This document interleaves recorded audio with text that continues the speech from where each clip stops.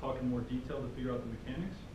But so what it sounds like is, for a $5 entry fee, an individual can submit a photo, and if their photo wins, they get a prize at the end. Unlimited number of photos. Unlimited, so an unlimited number, and so, but there's only going to be 3 winners to the contest. Is that correct? 4. 4 Grand winners. prize and first, second, third. Plus honorable mention certificates. We can have a whole bunch of those. Okay. Well, you could probably do something with the internet outside of crowdfunding, but let me just try to tell you what you could do with crowdfunding potentially. So as your rewards, what I'm thinking is,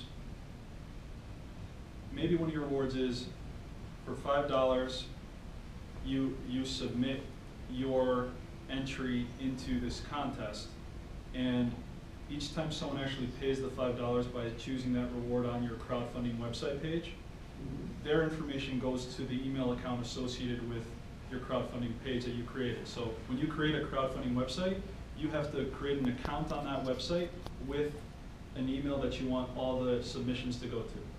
So when you have you start with an email address that you want to use, you create your fundraising page with that email, so they're both connected.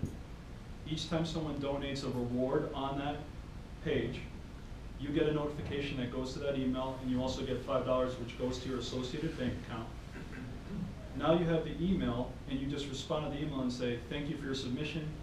Please attach the photo in a digital format to this email and send it back to us. And so now you don't have to go and take the actual photo from someone unless they'd like to give you the actual photo, but you can actually get it digital, which nowadays all these young people know how to do that. Most photos are digital anyways. And now it's just an ease of use really quick. You just got to manage the email account.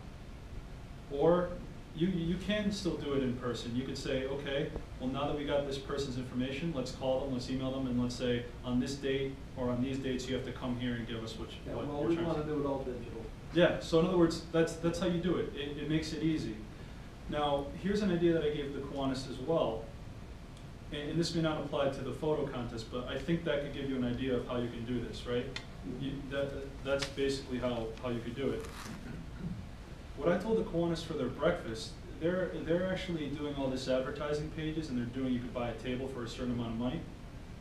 But that's not a fun reward per se. If you want to make it more interesting, I said, you're all involved in this nonprofit on a volunteer basis. You may pay for membership, but we're all volunteers. Work with what your members have.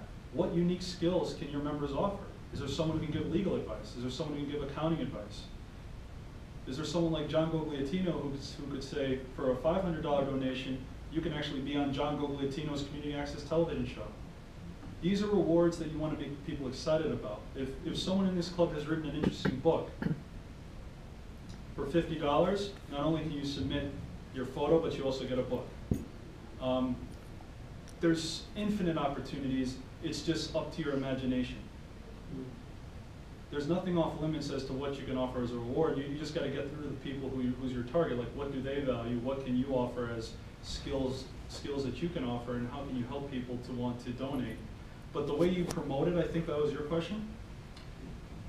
You use all aspects that are at your command. So your guys' biggest resource is Rotary. Your traditional network of Rotary is your largest resource, and you have a huge advantage. There's 1 million+ Rotarians, isn't there? Yeah. That's, I mean, you could raise millions just there. So number one, your traditional network is how you promote these crowdfunding campaigns. You talk to the people up top. You say, this is what we're doing. We'd like you to send out a mass newsletter, because this is, like, if we can prove the concept for crowdfunding for our group and you help us, maybe the whole Rotary group now says crowdfunding is a unique way for us to do it. And that's how you get youth people involved, because they're all about the internet. If you guys get crowdfunding now and you get the youth excited and you offer them a way they can help you, meaning you need help with the internet, you need help with social media, you now attract youth because they love doing it. They love anything with the internet. So that's number one. You promote through traditional networks. You promote through your media contacts. If you know a reporter, like, I think on Channel 3 News at 11 o'clock last night, there was a report on crowdfunding here in Connecticut. I got a text because someone said, someone asked me, is that you, Manolis? Are you gonna be on the show? I said, no, but I want to. How do I get on? And so I'm gonna send them a video and try to get on Channel 3 News now. But traditional media would love to talk about crowdfunding because Channel 3 just did it yesterday. It's starting to pop up. People are starting to talk about it. So you suddenly say Rotary is using crowdfunding, everyone knows about it, not only here, now people know about it across the nation and they're donating across the nation. Mm-hmm.